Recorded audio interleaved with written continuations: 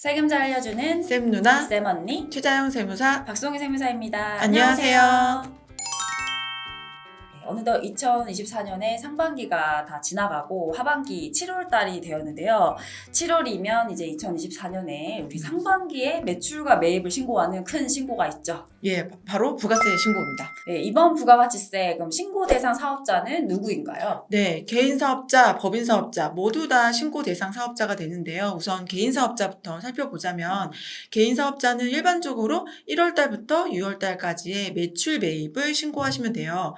그런데 개인 사업자 중에 간이가세자들 중에 특별하게 신고하셔야 되는 경우가 있는데 어떤 경우가 있죠? 간이가세자는 기본적으로 1년에 한 번 신고하는 게 맞는데요. 저희 간이가세자 중에서도 세금계산서 발행 간이가세자가 있어요. 네. 그분들은 상반기 내용을 7월 25일까지 신고를 해주셔야 됩니다. 네, 그 다음 이제 법인 사업자의 경우에는 법인 사업자는 원래 예정 신고를 하고 확정 신고를 하기 때문에 예정 신고한 법인 사업자라면 확정 신고 4월 달부터 6월 달까지의 매출 매입만 신고하시면 돼요. 그런데 법인 사업자라고 하더라도 예정 신고하지 않고 1월 달부터 6월 달까지 매출 매입을 신고하셔야 되는 사업자분들이 있거든요. 이런 분들을 소규모 법인 사업자라고 하는데 소규모 법인 사업자는 기준이 어떻게 되나요? 네, 직전 가세기간 공급가액 6개월간의 매출이 1억 5천 미만인 사람들을 이제 소규모라고 해서 이제 부가세 신고 부담을 좀 줄여준 거죠. 그래서 네. 예정 신고하지 않고 개인과 똑같이 6개월분을 확정 신고하게 됩니다. 근데 사실상 이제 개인이든 법인이든 어쨌든 7월 25일 날에는 대부분의 사업자들이 신고를 하시겠네요. 네, 간이가세자 빼고는 다 신고하는 거니까 사업하시는 분들이라면 7월 25일 놓치시면 안 되겠어요.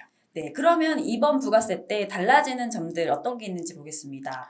제일 첫 번째로 간이가세자의 적용 범위가 확대되죠. 네, 원래 간이가세자는 직전 공급대가 8천만 원까지가 대상자가 되는데 1억 4백만 원으로 2,400만 원이 늘어났습니다. 네, 그러면 이제 간이가세자인 분들이 좀 꽤 많이 늘어났을 것 같은데요. 네. 그럼 이제 간이가세자 통지 받으신 분들 있으실 텐데 그럼 이번 7월 달 신고 안 해도 되는 건가요? 원래 간이가세자는 앞서 말씀드린 것처럼 1월 달부터 12월 달까지 신고를 1월 25일에 한 번만 신고하면 되는데 이렇게 연중에 일반 가세자에서 간이가세자로 전환되신 분들은 상반기는 그래도 일반 가세자셨기 때문에 간이가세자처럼 1월 25일에 한꺼번에 신고하시는 게 아니라 상반기분은 그대로 7월 25일까지 신고를 해주셔야 돼요. 네, 하반기부터 간이가 되니까 앞에 네. 거는 신고를 해야 된다 이런 말이네요. 네, 맞습니다. 네, 두 번째로 달라지는 점은 신용카드 등 발행 세액공제 특례 기간이 연장되었습니다.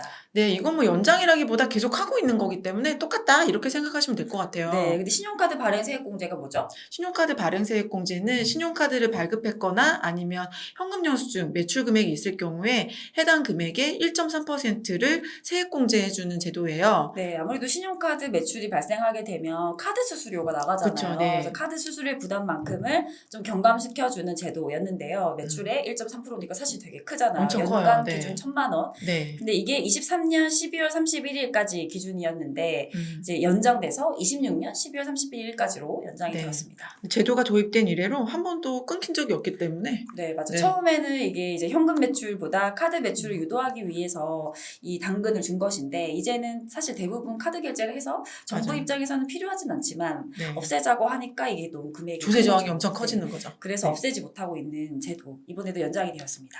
네, 세 번째로는 임대사업 하시는 분들한테 중요한 내용이네요. 임대보증금 간주임대료 이자율이 조정되었습니다. 네, 금리가 계속해서 오르고 있죠. 뭐 오늘은 오르지 않은 것 같긴 하지만 네. 네, 이에 맞춰서 세법에 적용되는 이자율도 달라지고 있는데요. 특히 이제 임대업을 하는 경우에 보증금은 원래 나중에 돌려줄 돈이지만 여기서 발생하는 이자 상당에 대해서도 부가세를 내는데 그게 간주임대료라고 하죠. 네. 네, 그 이자율이 이제 직전에는 2.9%였다가 지금 이제 적용되는 율은 3.5%가 됩니다. 네. 아주 옛날에는 1.2%인 적도 있었어요. 근데 이게 계속 뭐 찔끔찔끔 올라가지고 3.5%고 또 만약에 금리가 떨어진다고 하면 맞춰서 다시 떨어질 수도 있습니다. 네, 그래서 이자율이 달라졌습니다.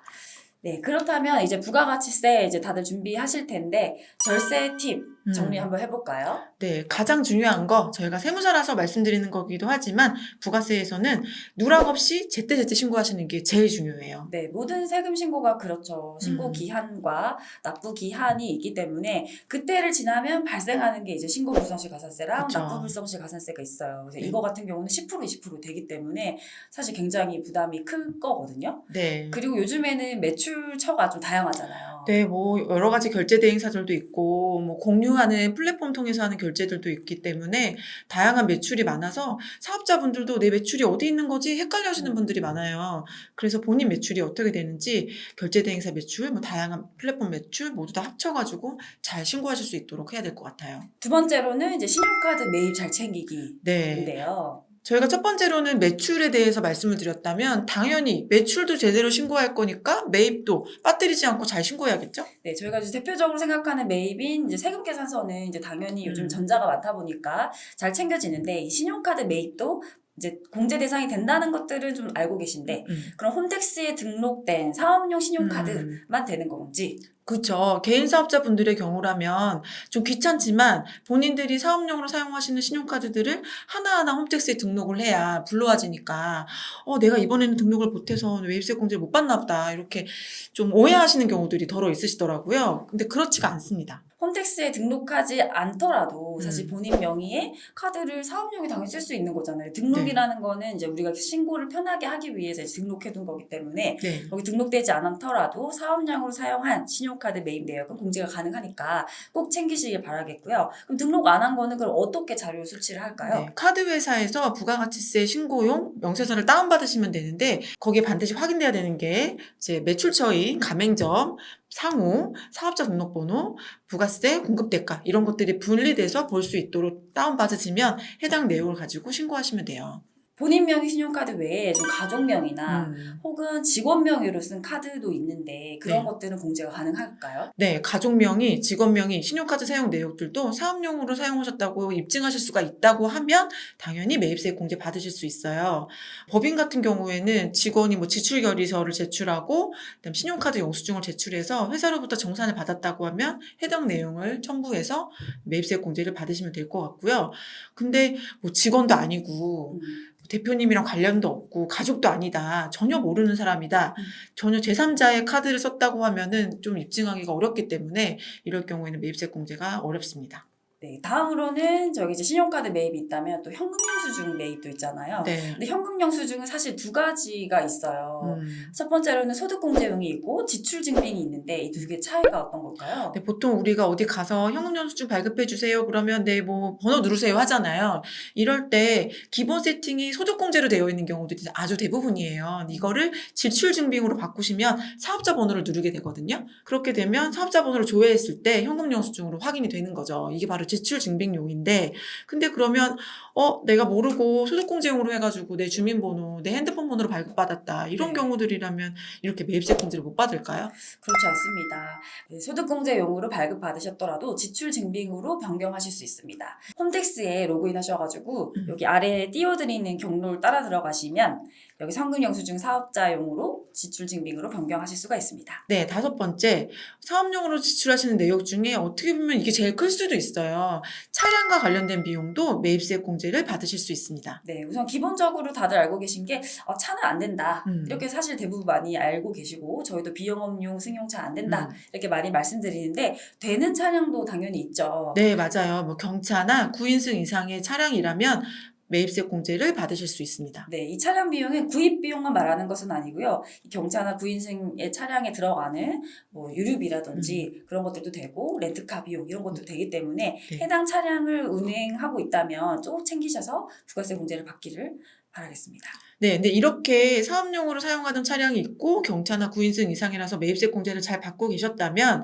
해당 차량을 혹시 처분하시게 됐을 경우에는 그 처분 비용의 10%를 부가세를 오히려 내셔야 되는 경우들이 발생할 수 있으니까 이것도 잘 챙기셔야 될 것 같아요. 다음으로 이제 음식점을 하는 사업자라면 의제 매입세 공제를 꼭 챙기셔야겠습니다. 네, 의제 매입세 공제는 식당이나 이게 요식업 하시는 분들의 경우에 뭐 면세인, 농산물, 수산물, 축산물들 이런 것들을 사다가 가공해서 맛있게 요리해가지고 파시게 되잖아요. 그럼 팔 때는 부가세를 내고 살 때는 부가세가 없어서 매입세 공제 못 받고 네. 그러니까 약간 균형도 안 맞고 뭔가 좀 억울하잖아요. 네, 그래서 계산서 수치된 농축산물에 대해서 일정 금액을 공제해 주는 게 바로 의제 매입세 공제라고 하고요. 하고요. 이제 가세표준 2억 원 이하라면 109분의 9, 초과라면 108분의 8. 사실 금액이 꽤 되거든요. 네, 거의 10% 되죠. 네, 이 금액이 지출한 계산서를 꼭 챙기시기를 바라겠습니다. 자, 저희가 일맥상통하게 계속 말씀드렸던 거는 증빙을 잘 챙기셔야 되고 매출을 놓치시면 안 된다. 이렇게 두 가지일 수 있겠는데요. 네, 부가세 신고하시는 분들 올해 잘 챙기셔가지고 네, 깔끔한 부가세 신고하시길 바라겠습니다. 네, 지금까지 세금잘 알려주는 쌤 누나 쌤 언니였습니다. 안녕.